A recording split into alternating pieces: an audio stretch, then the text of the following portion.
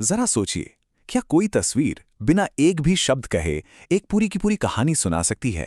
आज हम मंजूषा कला की दुनिया में चल रहे हैं, जो भारत के अंग क्षेत्र की एक बहुत ही खास विजुअल आर्ट है। चलिए एक साथ मिलकर ये पता लगाते हैं कि ये कला अपने अनोखे प्रतीकों यानी कि मोटिव्स के जरिए सदियों पुरानी कहानियों को कैसे जिंदा रखती है। तो ये देखिए, हमारे सामने है मंजूषा कला का एक शानदार नमूना। इसे पटचित्र या स्क्रोल पेंटिंग भी कहते हैं। इसकी बारीकियों को जरा देखिए। हर एक लाइन, हर एक सिंबल, ऐसा लगता है जैसे ये सब मिलकर एक बहुत बड़ी कहानी कह रहे हैं। पर यह कहानी है क्या? पहली नज़र में शायद ये आकृतियां थोड़ी अलग लग सकती हैं, है ना? खासकर इंसानों को बनाने का तरीका वैसा नहीं है जैसा हम आम तौर पर देखते हैं। तो सवाल यही उठता है कि ये अनोखी विजुअल लैंग्वेज आखिर अपनी कहानी कहती कैसे है? इन कहानियों को समझने के लिए हमें पहले इसकी भाषा सीखनी होगी।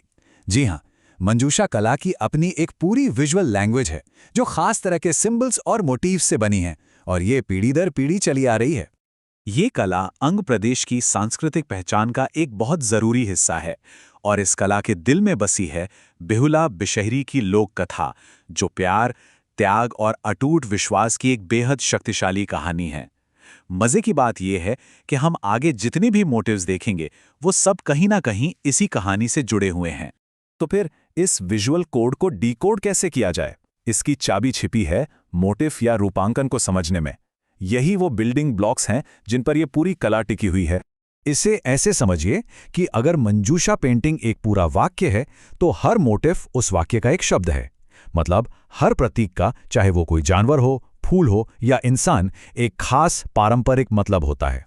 चलिए अब इस आर्ट फॉर्म की सबसे खास पहचान से शुरू करते हैं, और वो है इंसानों को दिखाने का तरीका। यहीं पर मंजूषा कला सबसे अलग दिखती है। देखिए, इसमें इंसानी शरीर को रियलिस्टिक तरीके से नहीं बनाया जाता, बल्कि कलाकार पुरुष और महिला दोनों को दिखाने के लिए एक खास एक्स शेप का इस्तेमाल करते हैं। ये एक सिंबॉलिक स्टाइल है, और यही वो चीज़ है जो इस कला को एक अलग पहचान देती है। तो एक बार जब हमें ये एक्स फिगर समझ में आ जाता है, तो फिर इस कहानी के बाकी सिंबल्स को पहचानना भी आसान हो जाता है। चलिए इनकी पूरी वोकैबुलरी पर एक नज़र डालते हैं। शुरुआत करते हैं जीव जंतुओं से। ये है मछली, जिसे अक्सर अच्छी किस्मत और समृद्धि का प्रतीक माना जाता है। और फिर आता है सांप, जो शायद सबसे जरूरी मोटिफ है। इसका सीधा संबंध देवी बिशहरी से है, जिनके इर्द गिर्द ही पूरी कहानी घूमती है। हाथी की मौजूदगी शाही शान और ताकत को दिखाती है, जो कहानी के किरदारों का स्टेटस बताता है।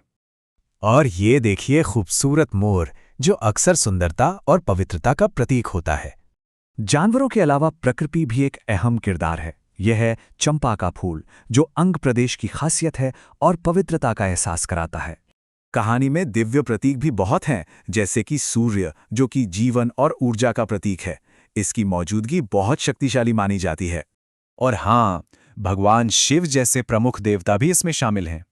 बेहुला बिशहरी की कथा में उनका एक बहुत ही सेंट्रल रोल है। उनकी वजह से कहानी में एक अहम मोड़ आता है। यहाँ तक कि रोज़मर्रा की चीज़ें, जैसे ये कलश या पवित्र घड़ा, ये भी एक मोटिफ बन जाता है। ये शुभता और संपन्नता का प्रतीक है, और इसे भी मंजूषा के खास स्टाइल में ही बनाया गया है।